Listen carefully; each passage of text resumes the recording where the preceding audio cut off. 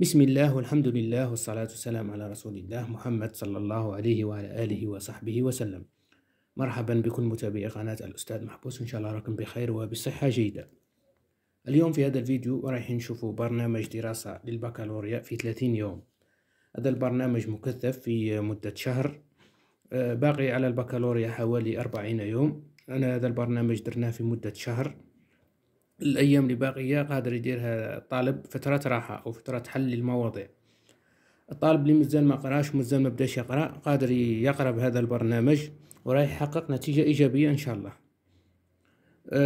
والطالب اللي قرا وقريب يكمل البرنامج قادر كذلك يضاعف المجهود ويزيد هذا البرنامج يقرا عليه، راح يضاعف المعدل وراح يجيب معدل ممتاز إن شاء الله. مبدئيا أول حاجة حبيت الطلبة يعرفوها أنه الخوف والتوتر والضغط النفسي هذه كلها أمور طبيعية تصل لأي إنسان وأي طالب. لذلك على كل طالب أنه يفكر بطريقة إيجابية ويقرأ بتركيز. هذا البرنامج درناه أسبوعي، أسبوع كامل من السبت إلى الجمعة، تقرأ كامل أيام الأسبوع. عندك أغلب ساعات في النهار 7 ساعات أو 8 ساعات نهار كامل، إلا أوقات النوم والصلاة والأكل. كما يقولوا تلحق روطار خير من أنك ما تلحقش. جماعة اللي مازال ما بداوش يقراو ننصحهم أنه يمشوا بهذا البرنامج، رايحين يحققوا نتيجة إيجابية إن شاء الله. قادر حتى يجيب معدل 13 بهذا البرنامج. نعرف الكثير من الطلبة قراو برنامج كما هكذاك، قراو مقالة ولا زوج في الأيامات ولا والله جابوا المعدل ونجحوا. وكاين اللي قرا برنامج العام كامل هو يقرا، بصح بسبب الضغط النفسي وانه ما قراش بطريقه ايجابيه راه الباك وخسر الباك. لذلك ان شاء الله ربي يوفق الجميع. قبل ما نبداو بهذا البرنامج اشتركوا في القناه وتفعيل الجرس باش يوصلكم كل جديد، واعجاب في الفيديو. تابعونا في الفيسبوك صفحه الاستاذ محبوس للاجتماعيات، راح تنفعكم وراح تستفادوا منها. هذه الايام هناك الكثير من المنشورات المفيده.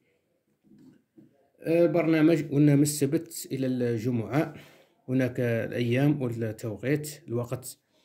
كل طالب كيفاش يبدأ؟ كاين اللي يبدأ على الساعة 8، كاين اللي يبدأ على الساعة 6، 7، 9، كل واحد كفاه، كل واحد على قداه راح ينوض صباح. ومن الأحسن أنه ينوض طالب بكري يصلي الفجر ويبدأ. السبت من الساعة 8 إلى 9 رياضيات أو فلسفة، مادة أساسية.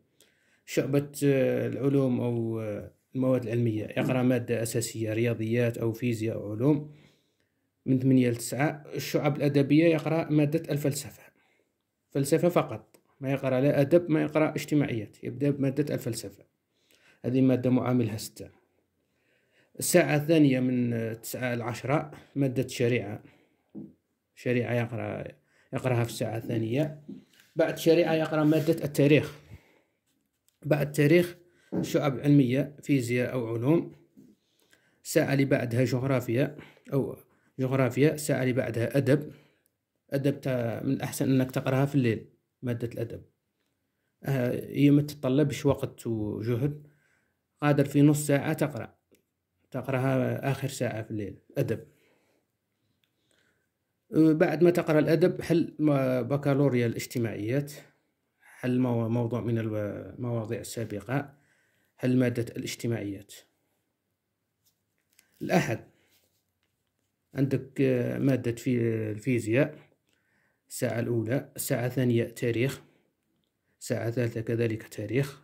قلنا برنامج مكثف. المواد الأدبية لازم تقرأها سواء الشعب العلمية أو الأدبية. مادة التاريخ لازم تقرأها، ما تحقرهاش، ما تقولش راها مادة ثانوية. قبل ما نكمل هناك نقطة نوضح عليها. كاين أنواع من الطلبة في هذه الفترة. طلبة اللي حابين ينجحوا وخلاص قادرين يقرأوا بهذا البرنامج ويقرأوا المواد الأساسية. طلبة اللي حابين ينجحوا وخلاص معدل وخلاص. كاين طلبة اللي حابين يربحوا بمعدل مليح ومعدل ممتاز، لازم يقرأ كل المواد الأساسية والمواد الثانوية. المواد الثانوية ما تحقروهاش، هذه النقطة الوحيدة اللي نركزكم عليها. كاين العديد اللي بسبب نقطة أو زوج في مادة ثانوية بعدهم على معدل التخصص اللي حابين يديروه في الجامعة. كاين اللي حاب يجيب معدل 17 بسبب مادة اجتماعيات أو مادة شريعة، نقطة ولا زوج طيحوا له المعدل. هذه نقطة ننبهكم عليها، نقطة المواد الثانوية لازمكم تركزوا عليها. قلنا نقراو تاريخ، الساعة اللي بعدها نقراو مادة الرياضيات، اللي بعدها مادة شريعة، جغرافيا، حل بكالوريا مادة أساسية. الشعب الأدبية يحلوا موضوع الأدب أو موضوع الفلسفة. شعب العلوم يحلوا مادة الرياضيات ولا فيزياء ولا علوم. هذا يوم الأحد. أما بالنسبة ليوم الاثنين مادة علوم أدب ساعتين أدب، فلسفة ساعة شريعة، إنجليزية، حل بكالوريا مادة أساسية لجميع الشعب. كنقولوا هنايا أدب وهنا نقولوا فلسفة. أدب بالنسبة لجميع الشعب، شعبة العلوم يقرأ فلسفة، شعبة الأدب يقرأ فلسفة. يوم الثلاثاء نقرأ تاريخ وجغرافيا في ساعتين، في ساعة عفوا، تاريخ وجغرافيا.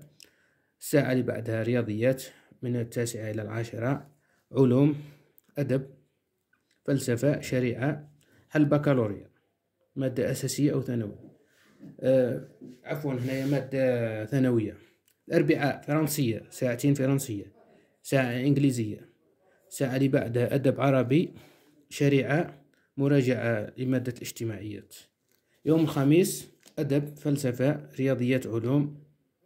الساعة الأولى أدب أو فلسفة، الساعة اللي بعدها رياضيات أو علوم. هذه فترة راحة يوم الخميس،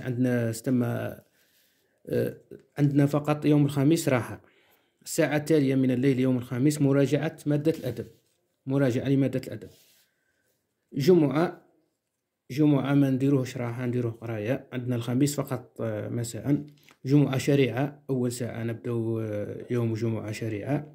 الساعة اللي بعدها مراجعة عامة زائد حل بكالوريا سابقة، حل بكالوريا. ساعات كاملين، ساعتين هذو حل بكالوريا. الساعة ما قبل الأخيرة تاريخ، الساعة الأخيرة كامل جغرافيا وأدب. هذه برنامج مكثف لجميع الشعب. هناك بعض المواد الأدبية والمواد العلمية كل طالب قادر يتحكم فيها، وقادر يبدل ساعة بساعة، وقادر يقلب مادة بمادة على حساب كل طالب وش يحب. كاين اللي يحب يقرأ المواد الأدبية صباح، وكاين اللي يحب يقرأ المواد الأدبية في الليل. أنا شخصيا نحب نقرأ المواد الأدبية في الليل. المواد العلمية من الأحسن تقرأهم صباح. إن شاء الله تكونوا استفدتوا ولو بالقليل، والسلام عليكم ورحمة الله وبركاته.